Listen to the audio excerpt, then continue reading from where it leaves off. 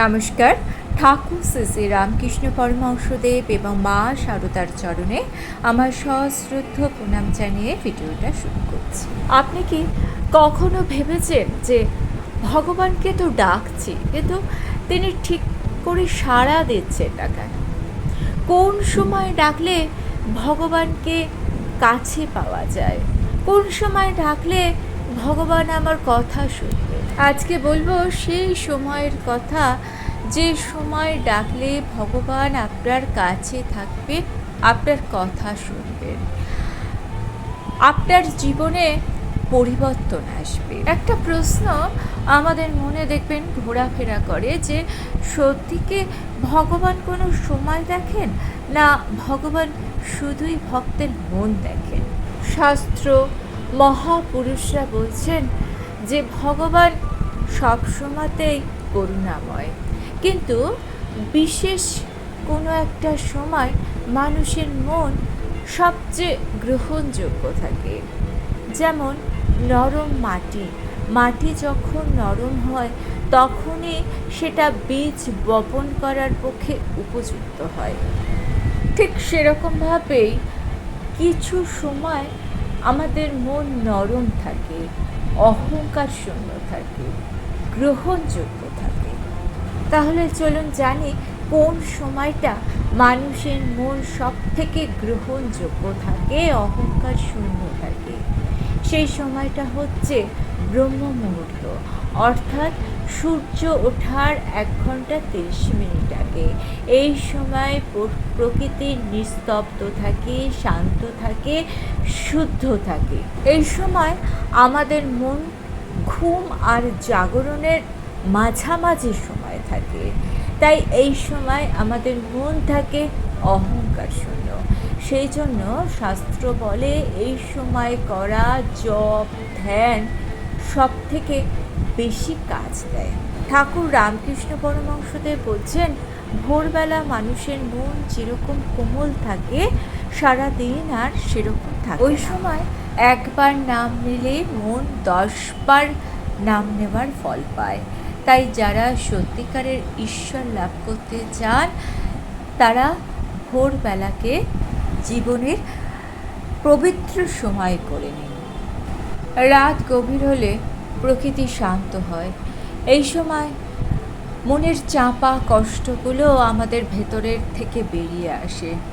এই সময় আমাদের বলা কথা, আমাদের ডাকগুলো কোনো সাজানো কথা নয়, কোনো মুখস্থ করা কথা নয়, অন্তর থেকে আমাদের বেরিয়ে আসে মনের কষ্ট। সারদা দেবী বলতেন, ডাক সত্যি হলে মা কি কখনো চুপ করে থাকতে পারেন? রাতের ডাক চোখের জলে ভেজা, অভিমানহীন এই ডাক চোখের জলে ভেজা। এই ডাক ভগবান কখনো উপেক্ষা করেন না। রাত্রিবেলা শোবার আগে যদি আপনি মন দিয়ে ভগবানকে ডাকেন, কিংবা যখন আপনার ঘুমটা ভেঙে যায়, তখন দেখবেন মনের মধ্যে কোনো অহংকার থাকে না, মনটা পুরো নির্মল থাকে। সেই সময় ভগবানকে স্মরণ করুন, 2 মিনিট 5 মিনিট ভগবানকে স্মরণ করুন, ভগবানকে নিজের আরতি জানান। মন থেকে ডাকলে ভগবান সাড়া দেবেন। এবার আসি সূর্যোদয় এবং সূর্য অস্তের সময়। সূর্যোদয় মানে একটা দিনের শুরু, আর সূর্য অস্ত মানে দিনের শেষ, দিনের কাজকর্ম গোটানোর সময়। সূর্যোদয় এবং সূর্য অস্তের মাঝখানের যে সময়টা সেটাকে বলে সন্ধিক্ষণ। আর এই সন্ধিক্ষণে যে কোনো সংকল্প নিলে সেই সংকল্প মনের গভীরে বসে যায়। স্বামীজি বলতেন, এক মুহূর্তের তীব্র ভাব সারা বছরের ঢিলে ঢালা ভাবের থেকেও অনেক বেশি শক্তিশালী। এই সময়ের ডাক জীবনের দিশা বদলে দিতে পারে। আসলে সব থেকে শক্তিশালী সময় কোনটা জানেন?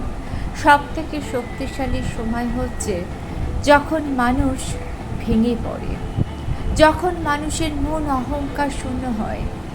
আমি পারবো এই ভাবটা মানুষের মন থেকে চলে যায়, সেই সময়ের ডাক হচ্ছে সবথেকে শক্তিশালী ডাক।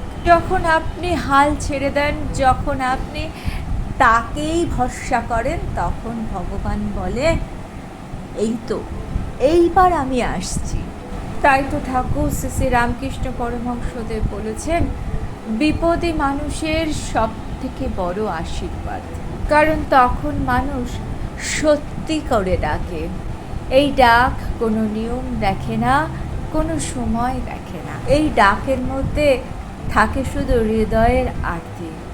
আর সব থেকে সত্যি কথা কি বলুন তো, সব থেকে সত্যি কথা হচ্ছে ভগবান কোনো সময়ের মধ্যে বাধা থাকেন না। শ্রী মা সারদা দেবী বলতেন, নামের কোনো সময় নেই।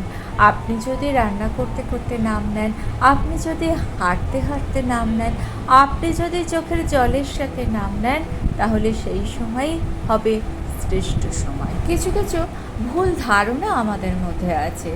যেমন ধরুন, অনেকে বলেন ভোরবেলা ভগবানকে না ডাকলে কাজ হয় না, এটা সম্পূর্ণ ভুল। অনেকে বলেন রাত্রিবেলা ডাকলে কাজ হয় না, এটাও সম্পূর্ণ ভুল। অনেকে বলেন নিয়ম না জানলে কাজ হয় না, এটাও সম্পূর্ণ ভুল। ভগবান দেখেন মন কতটা নিঃশান্ত, আত্মসমর্পণ কতটা নির্ভেজাল। কেউ যদি প্রশ্ন করেন যে ভগবানকে কোন সময় ডাকলে সঠিক ফল পাওয়া যায়, উত্তর হলো, যে সময় মন ভেঙে যায়, যে সময় মন অহংকার শূন্য হয় আর চোখের জলই নাম হয়ে ওঠে, সেটাই ভগবানকে ডাকার শ্রেষ্ঠ সময়। মা সারদা রান্না করতে করতে সবসময় বিড়বিড় করতেন।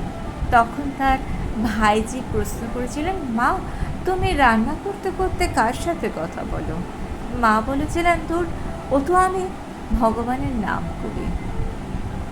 সুতরাং শেষে আমরা এই সিদ্ধান্তে এসে পৌঁছাতে পারি যে সময়ে ডাকলে ভগবান শোনেন, আর হৃদয় দিয়ে ডাকলে ভগবান ছুটতে আসেন। এইবার একটা প্রশ্ন করি, শাস্ত্র, পুরাণ, ঠাকুর, মা সকলের কথা শুনলেন, আপনার কি মনে হয়? আপনার কি মনে হয় যে ভগবানকে কখন ডাকলে ঠিক ফল পাওয়া যায়? কমেন্টস করে জানাবেন। ভিডিওটা ভালো লেগে থাকলে চ্যানেলটিকে সাবস্ক্রাইব করে নিয়ে পাশে থাকা বেল আইকনটা প্রেস করে দিয়ে অল অপশানটা ক্লিক করে দেবেন। তাহলে যখনই নতুন কোনো ভিডিও আপলোড করব তার নোটিফিকেশন আপনাদের কাছে পৌঁছে যাবে। ঠাকুর ও মায়ের চরণে প্রণাম জানিয়ে আজকে এই পর্যন্তই। থ্যাঙ্কস।